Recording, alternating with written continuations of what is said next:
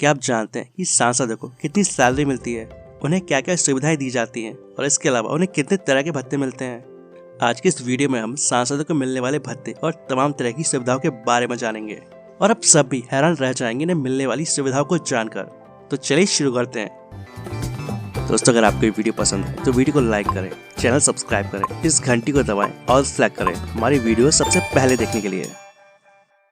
Friends, हमारे देश में सालाना प्रति व्यक्ति आय यानी कि पर कैपिटा इनकम को अगर देखा जाए तो वो लगभग 1 लाख रुपए है, यानी कि हर भारतीय साल में 1 लाख रुपए कमा लेता है। लेकिन क्या आप जानते हैं आपके द्वारा जिन नेताओं को चुना जाता है उन्हें कितनी सैलरी मिलती है और सैलरी के अलावा उन्हें कौन कौन से भत्ते और सुविधाएं दी जाती हैं। किसी भी सांसद को उनका वेतन और भत्ता member of parliament act 1954 salary, allowance और पेंशन के तहत दिया जाता है। साथ ही आपको बता दूं कि इस एक्ट के तहत इसके नियम समय समय पर बदलते भी रहते हैं। चलिए जान लेते हैं कि एक सांसद को कितनी सैलरी और सुविधाएं मिलती हैं। लोकसभा और राज्यसभा के हर मेंबर को हर महीने 50,000 रुपए सैलरी मिलती है। वहीं अगर बात की जाए इनके दैनिक भत्ते की तो सांसद को हर दिन 2,000 रुपए दैनिक भत्ते के नाम पर मिलते हैं। इसके बाद आता है संवैधानिक भत्ता। इस भत्ते के तहत सांसदों को हर महीने 45,000 रुपए का भुगतान किया जाता है। इसके बाद नंबर आता है कार्यालय व्यय भत्ता यानी कि ऑफिस एक्सपेंस अलाउंस। इस भत्ते के तहत भी हर सांसद को 45,000 रुपए हर महीने दिए जाते हैं। इसमें से वो 15,000 रुपए स्टेशनरी और पोस्ट आइटम्स पर खर्च कर सकते हैं। इसके अलावा किसी असिस्टेंट को रखने पर वो 30,000 रुपए खर्च कर सकते हैं।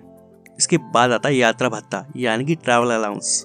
कभी किसी पार्लियामेंट सेशन, मीटिंग या इस ड्यूटी से जुड़ी किसी भी बिजनेस मीटिंग को अटेंड करने के लिए सांसद को कहीं बाहर जाना होता है तो इसके लिए उन्हें यात्रा भत्ता भी दिया जाता है। ट्रेन में सफर करने के लिए हर महीने के आधार पर एक free non transferable first class AC या किसी भी एग्जीक्यूटिव क्लास का ट्रेन पास और एक फर्स्ट क्लास और एक सेकंड क्लास का किराया भी इन्हें दिया जाता है। इसके अलावा अगर वो बाय रोड सफर करते हैं तो उनकी अपनी गाड़ी या सरकार की गाड़ी से यात्रा करने पर 16 रुपए पर किलोमीटर के हिसाब से सांसदों को यात्रा भत्ता मिलता है। दोस्तों, अभी तो सिर्फ शुरुआत हुई है, इसके अलावा भी इन्हें और भी कई सुविधाएं मिलती हैं, तो वीडियो को देखते रहिए। अगर सांसद हवाई यात्रा कर रहे हैं तो उनको कई तरह की सुविधाएं सरकार की तरफ से मुहैया कराई जाती हैं। हर साल ये पति या पत्नी या फिर किसी रिश्तेदार के साथ 34 हवाई यात्राएं बिल्कुल फ्री में कर सकते हैं।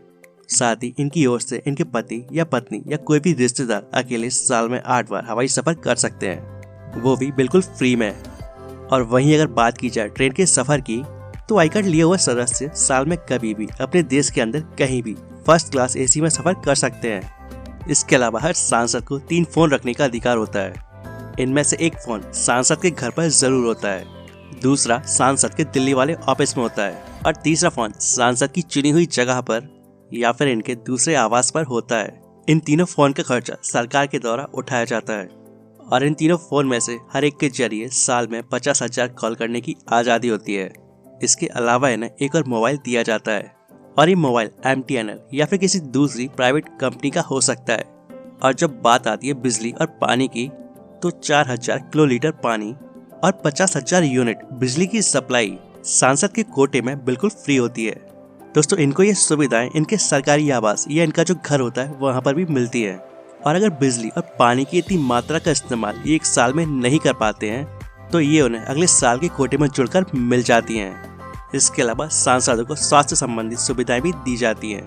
पार्लियामेंट के हर सदस्य को स्वास्थ्य संबंधी सुविधाओं के नाम पर वो सारी की सारी सुविधाएं मिलती हैं जो सेंट्रल गवर्नमेंट हेल्थ स्कीम के तहत सेंट्रल सिविल सर्विसेज के क्लास 1 ऑफिसर को दी जाती हैं। इसके अलावा सांसदों को गाड़ी खरीदने के लिए भी एक सुविधा मिलती है। हर सांसद को कोई भी गाड़ी खरीदने के लिए सरकार की तरफ से 4 लाख रुपए का भुगतान किया जाता है, लेकिन इस अमाउंट को इन्हें हर महीने की सैलरी में से इंस्टॉलमेंट के तौर पर चुकाना पड़ता है।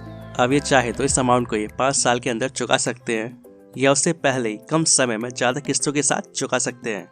अगर हम बात करें इनकम टैक्स की तो इनको इनके वेतन और भत्तों पर किसी भी प्रकार का कोई टैक्स नहीं देना पड़ता है। कुल मिलाकर कहा जाए तो इनका दैनिक भत्ता और निर्वाचन क्षेत्र का भत्ता पूरी तरह से इनकम टैक्स फ्री होता है।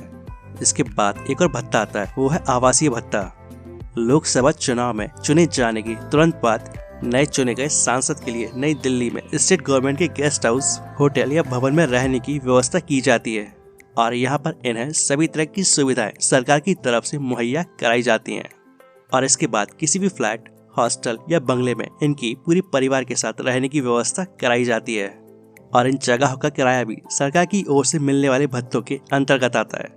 इन्हें जो रहने के लिए घर या बंगला दिया जाता है उसमें सारे के सारे फर्नीचर लगे होते हैं और वो एयर कंडीशनड होता है और इनका मेंटेनेंस भी फ्री होता है। इसके अलावा जो बचता है वो है सिक्योरिटी गार्ड्स, जिंदगी भर की पेंशन, जीवन बीमा और सरकारी गाड़ी जो सरकार की तरफ से सांसदों को फ्री में दी जाती हैं। दोस्तों, एक सांसद की सैलरी, इतने सारे भत्ते और तमाम तरह की सुविधाओं को लेकर आप सभी का क्या कहना है नीचे कमेंट करके जरूर बताएं। साथ ही कि आप जानना चाहते हैं कि एक विधायक को कितनी सैलरी और क्या क्या सुविधाएं मिलती हैं? अगर हाँ तो नीचे कमेंट करके ये भी बताएं। तो उम्मीद करता हूँ आपको आज का वीडियो पसंद आया होगा। वीडियो अच्छा लगे तो वीडियो को लाइक एंड शेयर तो जरूर करें और इस तरह के वीडियोस आगे भी देखने के लिए चैनल को सब्सक्राइब कर लें। और अगर आपके कोई सवाल या सुझाव है तो कमेंट बॉक्स में कमेंट करके बताएं। And thanks for watching.